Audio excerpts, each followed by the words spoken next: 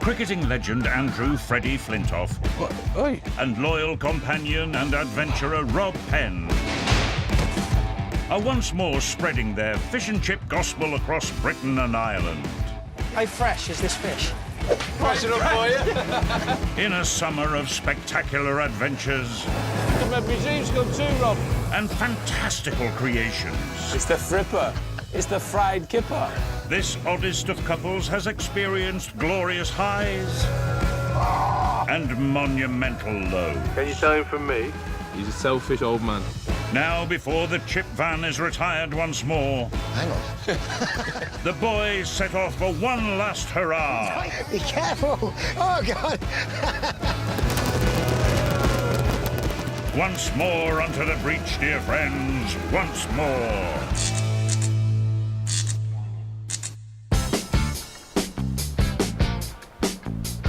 After 5 weeks on the road together, Fred and Rob have crossed the sea to the Emerald Isle for the final leg of their fishy odyssey.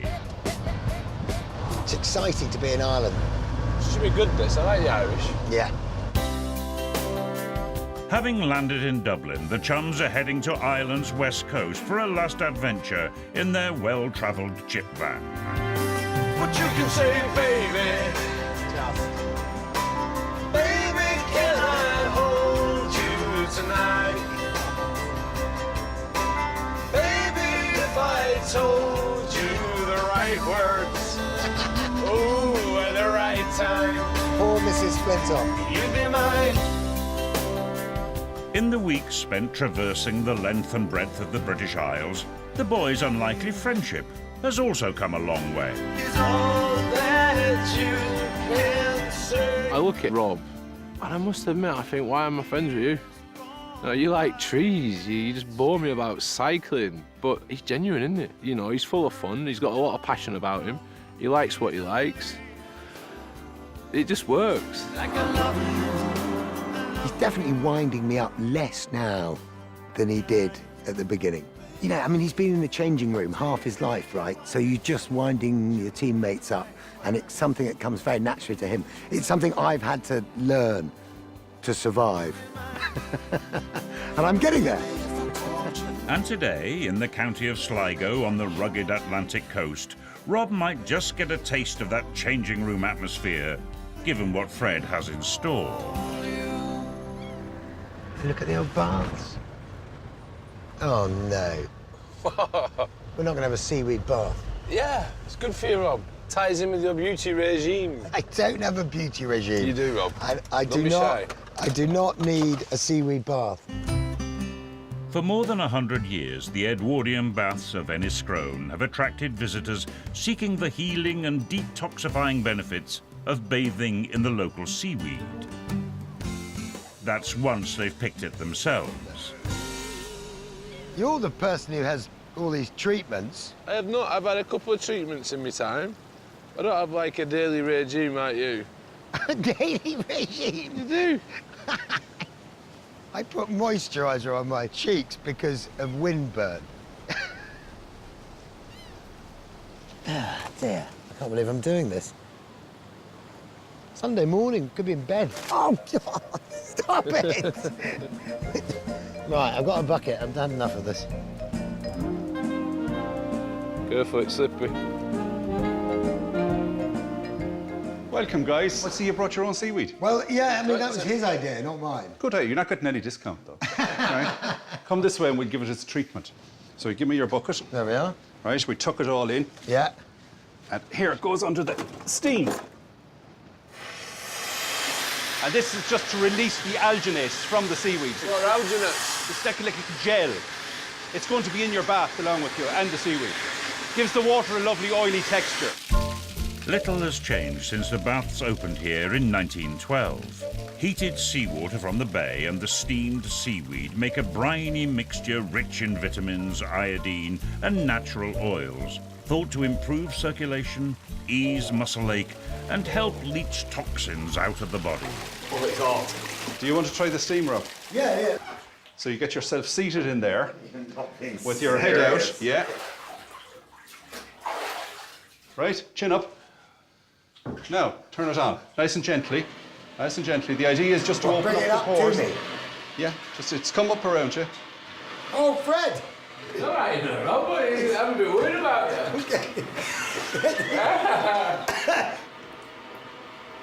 Give yourself a good scrub, Fred. Huh? All over. I'm not a big fan of seaweed. Like, you go in the sea and it gets you and you think there's a fish on you and you jump. But in here, it's beautiful, that. You can feel all the goodness coming out of it. And it may be taking Fred back to his cricketing dressing room days. You gonna come in here? Yeah. You all right at the top end? Not doing it. Right, you ready? Bedroom for you. I'll move up, yeah. No, George. You get down there. I'm not getting in that bath with you.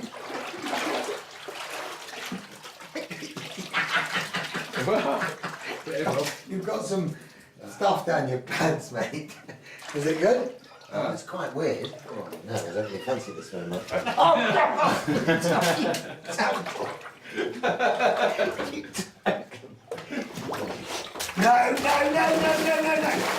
on, Rob. Come on. Sit down. Come on, Rob. Come on, lie back, Rob. Come on. Come on, Rob.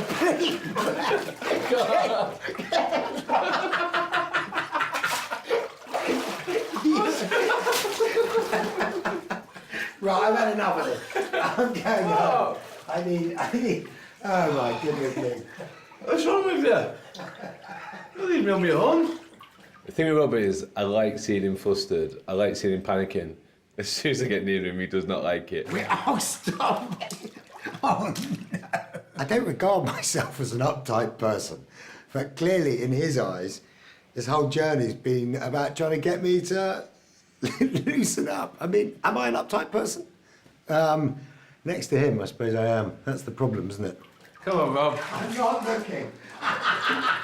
Sit down. Sit down. Even. Can I get him, Rob? Just trying to loosen you up a bit. Oh, dear. If Fred's been on a mission to liberate his travel buddy, Rob too has been hoping their road trip will broaden the big man's horizons. And what better place to make that happen than the ancient spiritual heartland of the country? Going to one of Ireland's great historical sites. It's called the Hill of Tara. And The hill? The hill, yeah. Okay. All right, I'll try harder. Anything to see? Yeah, there's a small hill. Is that it? Well, no, it's where the High Kings of Ireland were crowned for hundreds of years.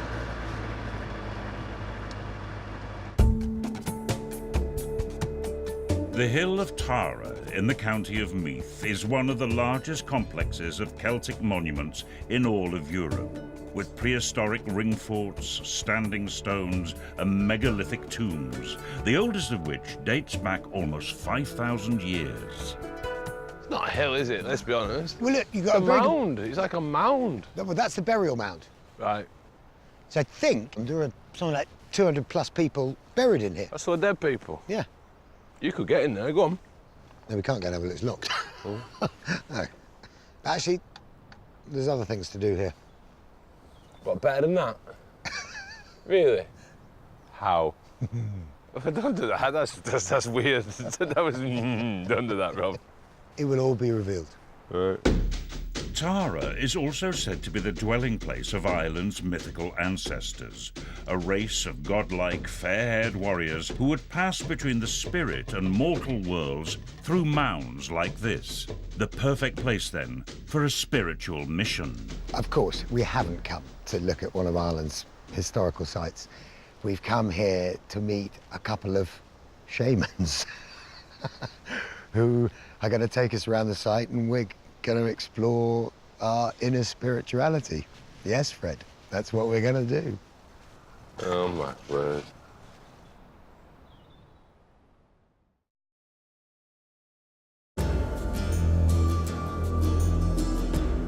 On Ireland's ancient and mystical Hill of Tara, Rob is hoping that Fred will get in touch with his inner spirit with the help of their shaman guides. I don't have a spiritual side. I'm very matter of fact. You know, I think logically. Like the spirit, the earth, the wind, and all that. I think he's got a tough task here.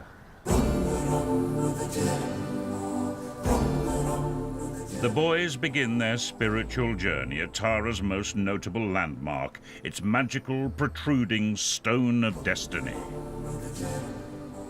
Our ancestors used the same word for a stone as they did for a doctor. I think referring, of course, that there's some form of medicine in the stone. So obviously you don't need me to share with you about the shape here. It speaks to us men, and it speaks to us women in Very different tremendously powerful way. But here's a place of coronation of the High Kings, and over 141 High Kings had their coronation here. So it's about our invitation to you to become the kings that you are, but also to grow that male power in you. And I'd like to give you a small... Can't grow any more. Well, let us add something extra. Yeah? Okay, so the ritual, if you just take inspiration from me. So really just trying to draw as much charge from the stone as possible.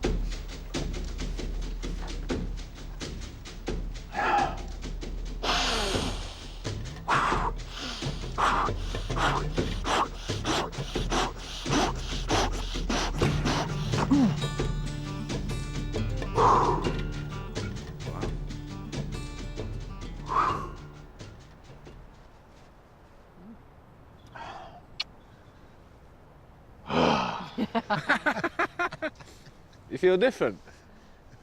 You tell me. Oh, your voice has definitely gone deeper. Go for it. Now it's Fred's turn to tap into the power of thousands of years of pagan manhood. You're tapping in. Now place your forward against the stone. Yeah. And go.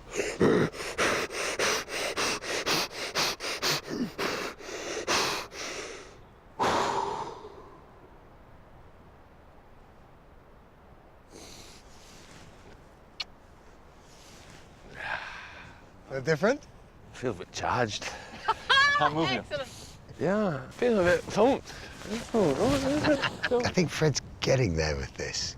He's such an interesting character. There's an awful lot that he doesn't let you know about. I think he's quite enjoying this. Go on, Rob, get your arms Go around on, that. it's your go. Forward against the stone.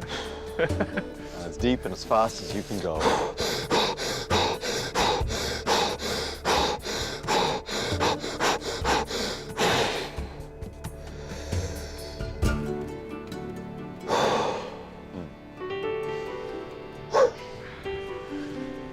Give it a kiss, kiss the tip. Important. How do you feel? Feel stronger. Knock it over. You do feel different after it, don't you? Yeah. I must admit, I felt a bit of a burk doing it. And when you get out of it, your shoulders are a bit back, aren't they? And Why do you think the New Zealand rugby team? do the hacker? Exactly. That's the same energy.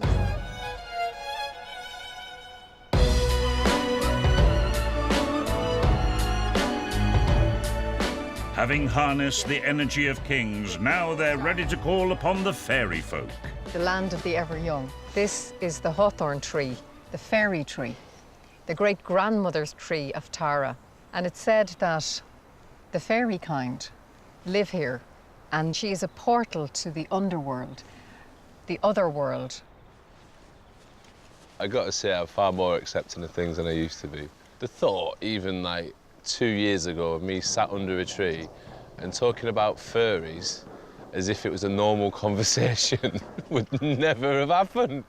We're talking about them, oh yeah, you know, this is where the furries are, down below in the hawthorn tree. What? But it just seemed right at that moment in time. Perhaps it's mission accomplished then for Rob. Having dabbled in the spiritual, the boys now head back towards Dublin, where more corporeal matters call. You hungry? I have him, man. It's that time of day, isn't it? Irish fish and chips? If we see somewhere, we'll stop. Little do they know that this busman's holiday is about to lead them to discover the curious origins of the capital's chippies. Baccaris. What? Baccaris. Let's try that. Is that an Irish name? Macari? No, and therein lies the clue. Hey, Evan. Hi, gents. How are you? You all right? Good day. How you doing? How you doing, guys? Can we help you? Yeah, fish and chips, please. Oh, Two of those. please, thank you. Dove chipadan, 2 fresh cod and chips, Piaget. What language is that? Dialect Italian. What's the tie with Italian fish and chips then? Why? What actually happened was there was a guy, a relation of ours called Joe Cervi, Giuseppe Cervi, came here in 1885.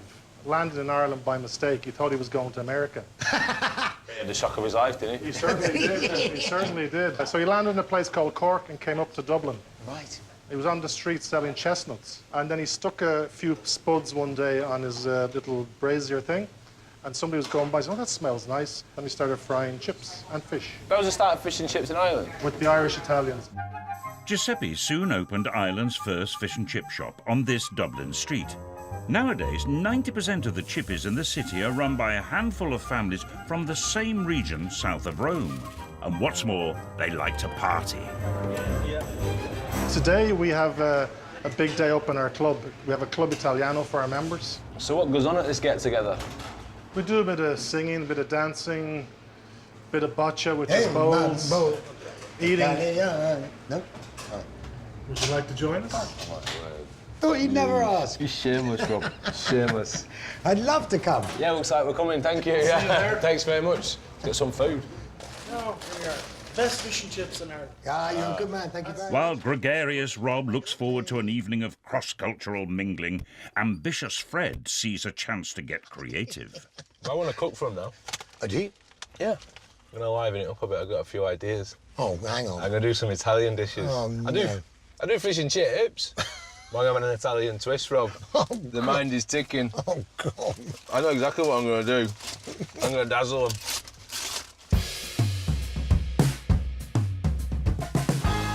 With a plan to soften their intrusion with a little cooking, the boys make their way the short distance to Dublin's Italian club.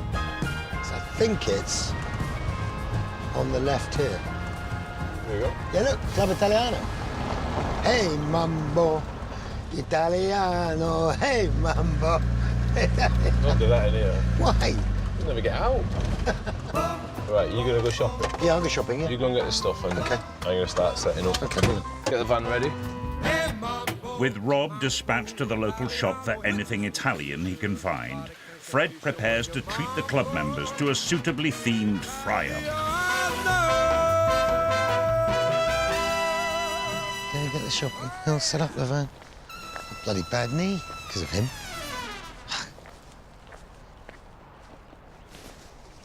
Hey, mate, you took your time, didn't you? What'd you get?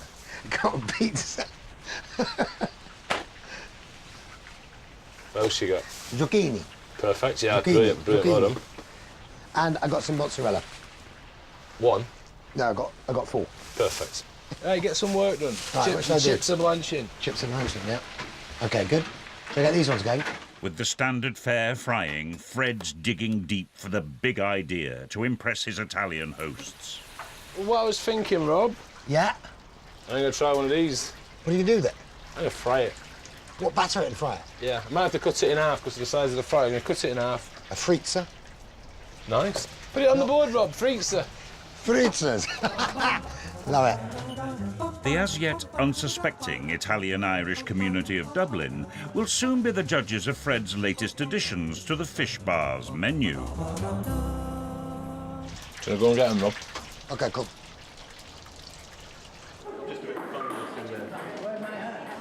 It's all very quiet in here. I'm very hungry. Who's ready for some fish and chips? Come on. Who's first? How about that young man there?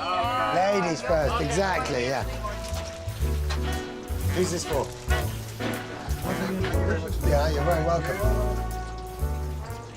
Peter, it's a bit of mozzarella. Try that. Oh, look at that. Oh, go on! It's nice. Oh, go on, Pete. You can have that as well. Thank you very much. It's all right, lads. It's fine. It's too easy, this cooking, like. Okay. And now for Freddie's biggest fish bar risk so far. I'm going to batter one. I've never battered a pizza yet. I don't believe it. You say you don't believe in it next week on your menu. Battered pizza. So I've had to... It's not just chicken and fish here, lads.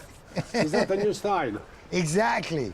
Yeah, this is the new cuisine. And how could battered, deep-fried, shop-bought pizza fail to impress, especially with its very catchy name? And there is a frizza. Frizza. You're not going to touch it. Giuseppe, good man. No problem, I'm going to try this. We do pizza like that, you know.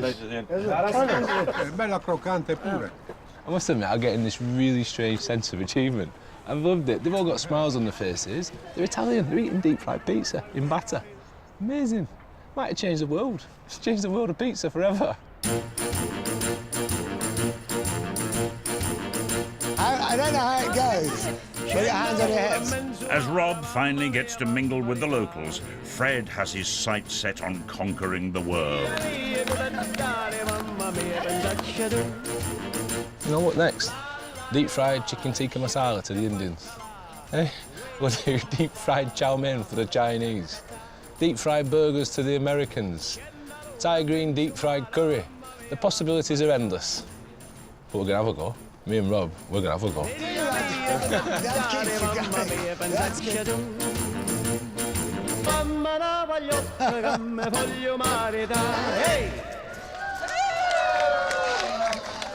Thank you very much. Thank you.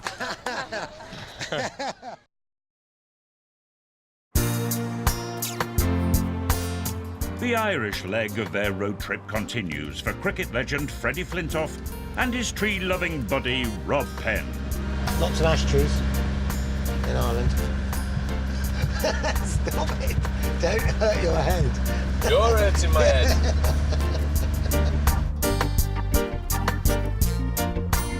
I tell you what you do get out here. See that sign there saying knitwear? You get really great jumpers out here. Just when I thought your conversation could not get any boringer, you just thrown a knitwear conversation at me. And if Freddie is presently underwhelmed by his travel companion, he's yet to hear where Rob's taking the pair today. We're going to find a piece of road. Yeah. That. Just a piece of road. Yeah. We've come to Ireland, we're going to find a piece of road. Well, yeah, but it's a magical road. Fill me in. Come on, then. What is it? Oh, a magical road. Where does it lead? Is it a yellow brick road? Yeah, well, it's something like that. What happens is, when you're going downhill, you go uphill. That's not possible. Do you know where it is? Are we on it? We might be on it. No, we're not on it. No, we've got to go and find it. Ah, in the bottom of the dip here, yeah. There, stop there. Right. So, we're about to go uphill here. Handbrake off. Off. Right, I'm going downhill now. It's obviously downhill. No, we're not going downhill. Look, it's uphill. Oh, this bit's downhill. Known locally as the Magic Hill, this slight downward slope near Dundalk appears to be uphill, confounding many a visitor. We're going uphill. Don't tell me we're not going uphill. We're going uphill. We're rolling uphill. Oh, come on, it's exciting. Right, you sit here, back up. Why? Back up, I want to see. You reckon? Yeah. Yeah? Yeah. I think it's the work of the fairies.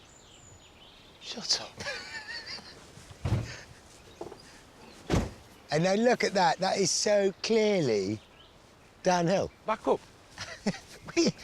But don't, look there. Don't tell me back that's up, not... Back up. Straight back. OK. Hang on, 100 yards back. I'm going.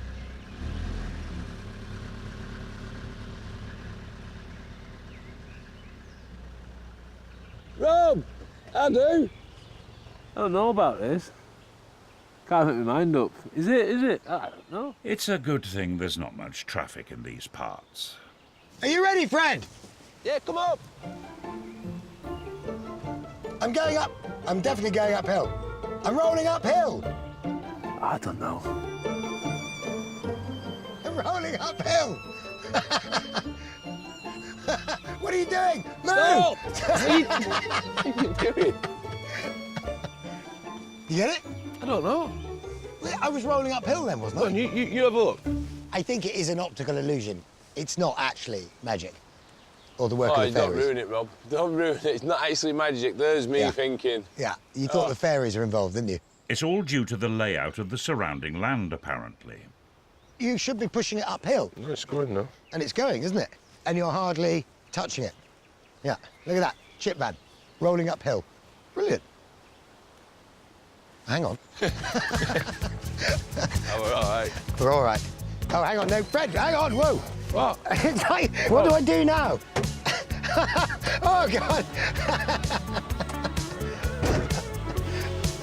Now we're downhill. That bit we can agree on.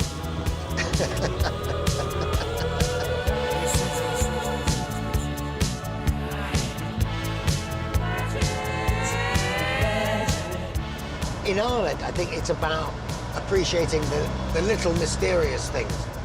No wonder you're big in Ireland.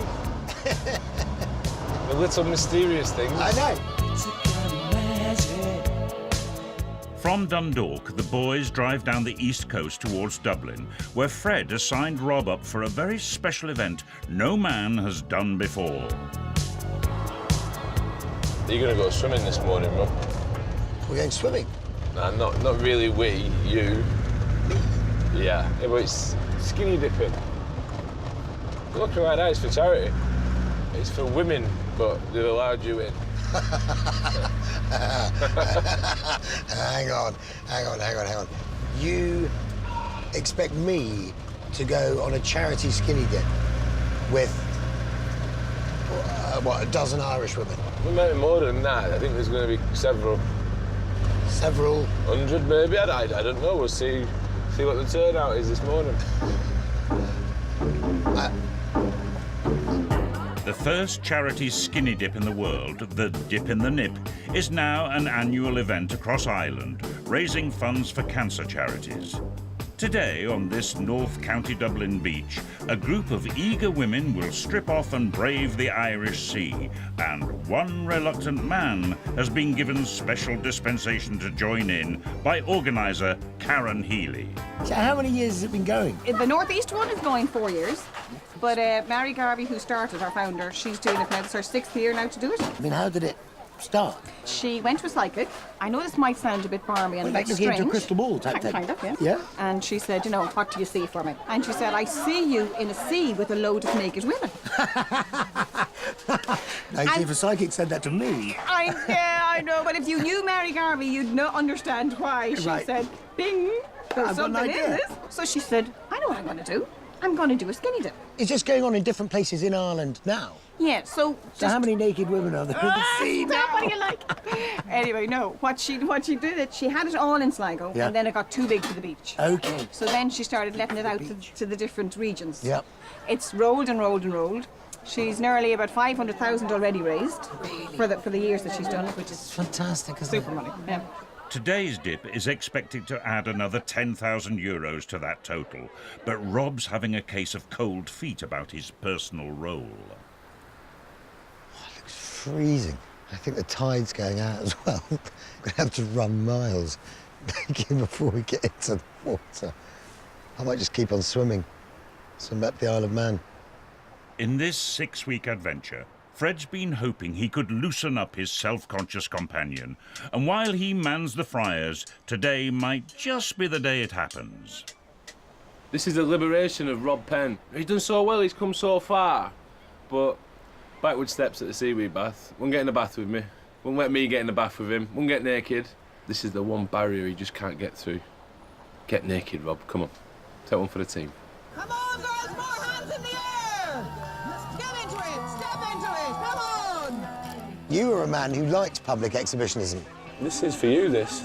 It's the last stage of your development. What development are we talking Just about? letting yourself go, letting it hang out. Look at him. I mean, my knees are going. I'm suddenly quite terrified. Apparently what happens is, because it's so cold, it's like penguins, you've all got to stick together, you've got to get close. It's time to unleash the beast, Rob.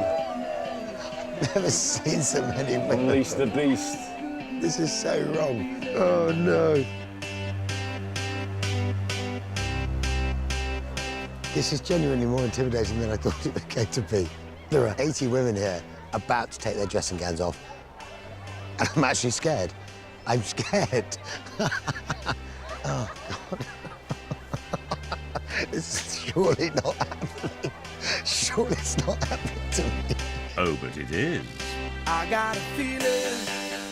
And as the time to bear all draws closer, a terrified Rob turns for help to someone he knows is never afraid to get his kit off. Are you coming? Huh? I think you should come. No one knows who I am. I mean, I'm going to look like a one-man perv. They all know who you Do you are. need moral support? Yeah. Seriously? Things I do for you. That tonight's gonna be a good night. Come on, Fred, we're doing a warm-up. Good night. That tonight's gonna be Don't leave you hanging. Before 80 ladies charge naked for the sea, Rob and Fred get their chance to dip in the nip discreetly.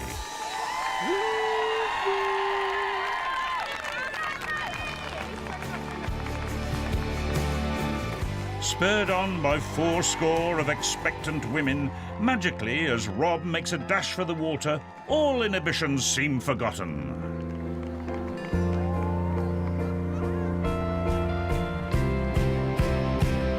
Okay, ladies, get ready.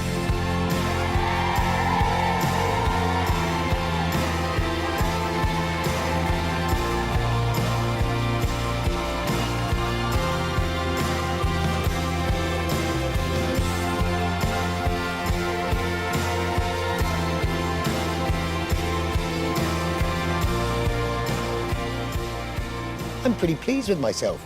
You know, I got my kit off and I ran into the sea in front of 80 women. That's not uptight. Was I uptight at the beginning of the journey? I don't know. I mean, I don't feel like an uptight person. Did you see him?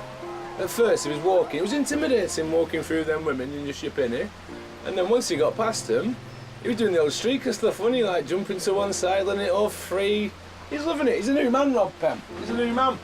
Might have created a monster. However, he's definitely changed. As the big moment arrives for the ladies, the boys avert their eyes and prepare to serve them up some just rewards.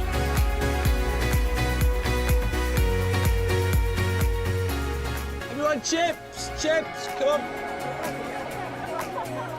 There we are. Thank you very much. Did you enjoy that? I did. It was very, very empowering and very interesting. I've never done it before. Have you not? You're And I would run down that beach in a nip again. 100%. I'm only a lollipop lady, so I said, simple woman, off I You're go. a lollipop lady? A lollipop lady, Wow. and I've raised nearly €300. I tell you what, though, I see all the smiley faces on the ladies coming to get their chips now. It's great, isn't it? It really is. Have you ever seen so many women in the nip? No. Would you like to see it again? Rob's only seen one before. And I'm married to her. Before the boys pack up, there's just one more job to do. We have, of course, as we always have a few little prizes to give away. Can't have one for everybody, and as you know, it's only a bit of sport and a bit of fun. Anyway, the winner of our best dressed, not dressed ladies for today is, and I'm going to pass you over to the boys. Thank you. Thanks very much for having us.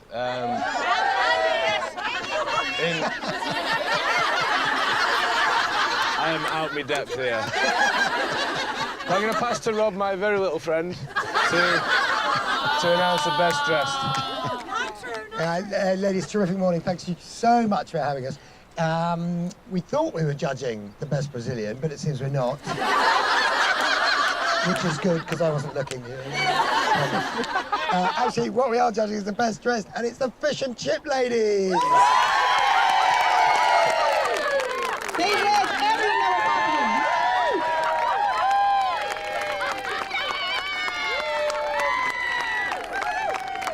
Where did you get the inspiration from? Well, we were supposed to be cricket umpires.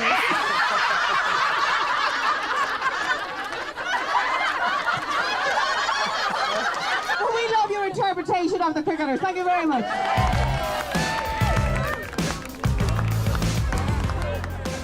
Cricket umpires, they weren't even fish and chip ladies. What's wrong with you? What was that Brazilian gag? I don't know where What's wrong with you? Tell you what, Rob, You carried away with that you whole have thing. changed. Look, you've changed.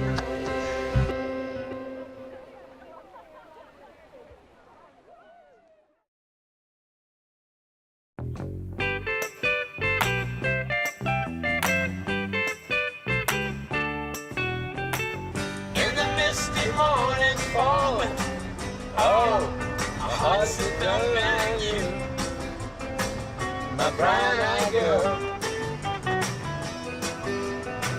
You, my brown-eyed girl. It's the last day of the boys' mammoth road trip around the British Isles, and they're spending it on Achill, the largest island off the west coast of Ireland. What happens on Achill Island? Well, I mean, not much. Well, I'm glad we came then. Well, no, okay, it's very beautiful, yeah, and very wild, but there's not much here. Despite 6 weeks spent travelling with man of the outdoors Rob, Fred still has 5-star expectations for their final evening together. Somewhere nice to stay. There's a nice hotel. Resort, spa, that'd be nice for the last night of the trip. Somewhere nice. Bit of pampering, bit of luxury. No, don't say that now. Get a massage, nice dinner. We can have a nice dinner tonight. Sit there, reminisce about the trip. Or like one of them taster menus, imagine 7 courses. Talk about what we've done. Open fire. 4-poster bed, just me and you. But as they get deeper into the rugged landscape and the clouds roll in off the Atlantic, Fred's hopes of a luxury refuge wane. Sure about this, Rob? Keep going, keep going.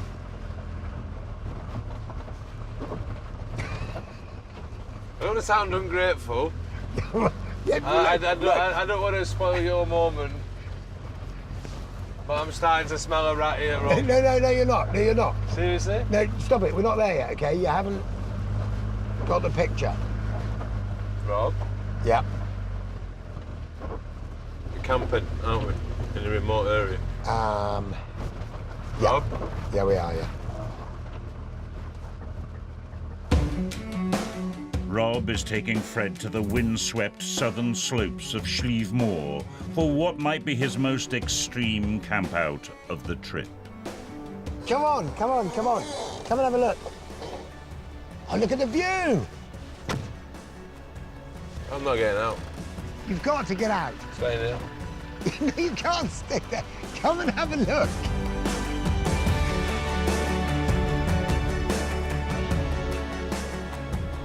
So do you know what it is? Oh, it's a deserted It's village. cold, it's wet, and it's rubble. People lived here for possibly hundreds of years. Yeah, with the emphasis on past tense. And then they left. Lived, and then they realised there's better places to live and disappeared. Dating back to about 1750, this was once a village of over 100 1- to 2-bedroom houses. Families of 8 to 10 stayed here to allow their livestock to graze on the mountainside in the summer months. And summer on Achill means rain on 2 out of every 3 days. Isn't it odd, though, to think, you know, these are people's homes? It's odd to think that you thought we were good to stay here. That's what's odd. I mean, look, what about that for a camp spot? But look at that view. I mean, we wake up to that every morning. Would that be brilliant? I mean, imagine all 5 flintoffs in there. Oh, I don't worry. 4 or 5 flintoffs are in there, something's gone seriously wrong. In conditions a world away from Flintoff Towers, families continued to live here seasonally until the 1940s, making it one of the last places in Europe to practice this kind of settlement. I don't disagree with you, Rob. It is a beautiful place. But it's just cold. I'll meet you halfway, right? What? I'm a reasonable guy, you know that. You've seen that over the past few weeks. What are you laughing at? I am, I'm reasonable. I'm becoming more reasonable then, right? I'll stay in the vicinity, right? Yeah. I'm prepared to sleep with you in the van. That's as good as you're getting. All right. You in? I'm in. Right, I'm happier. It may not be the swan song either was anticipating, but united in compromise, the lads prepare to spend their final night together in their chilly, cramped, but trusty chip van. 6 weeks. What an incredible journey. This is not quite what I planned for the end. It's not, but it's right. It's just me and you in the middle of nowhere. I know, yeah. From the east of England to the west of Ireland, it's been an epic journey. I am a nipple. The trip's been amazing. There's no two ways about it. It's just been fun all the way around. And why wouldn't it be? You know, we're getting a chance to explore Britain and Ireland. And I'm doing it with my mate, Rob. What's that? It's been a fantastic journey. These islands are so rich in landscape, in culture, in history. Just brilliant. I've loved it.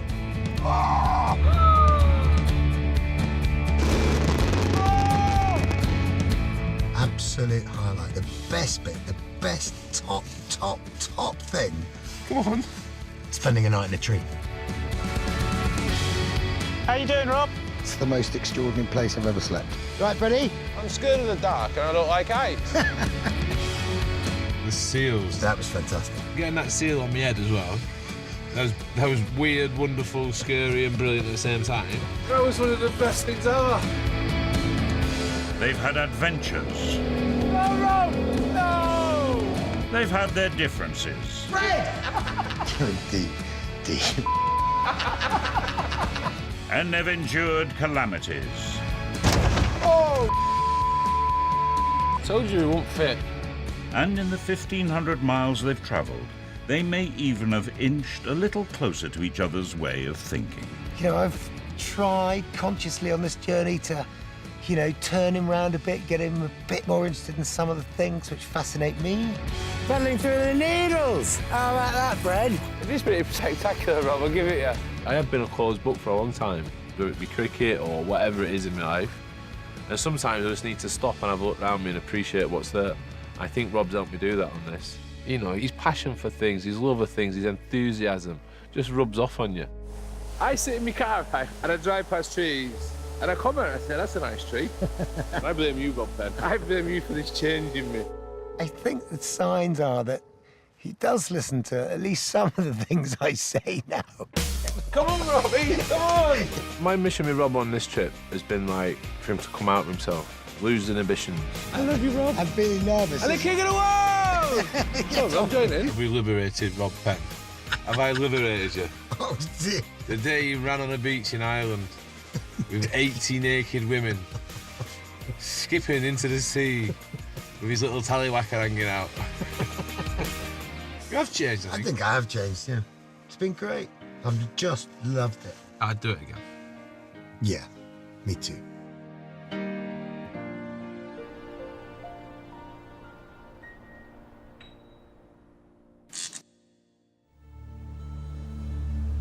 Wow. As dawn breaks over the Atlantic Ocean, Fred and Rob can go no further. This is the end. I mean, literally the end of the road. Is that it? We're done? Yeah. This is one of the most westerly places in the whole of Great Britain and Ireland. Isn't that fantastic? Better go home, man.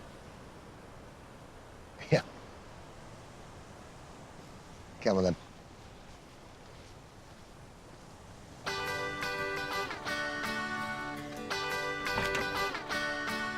I really like fish and chips in Australia. Oh, no. Oh, don't come then, I'll get someone else. You stay here and write your books in your shed. Well, it's all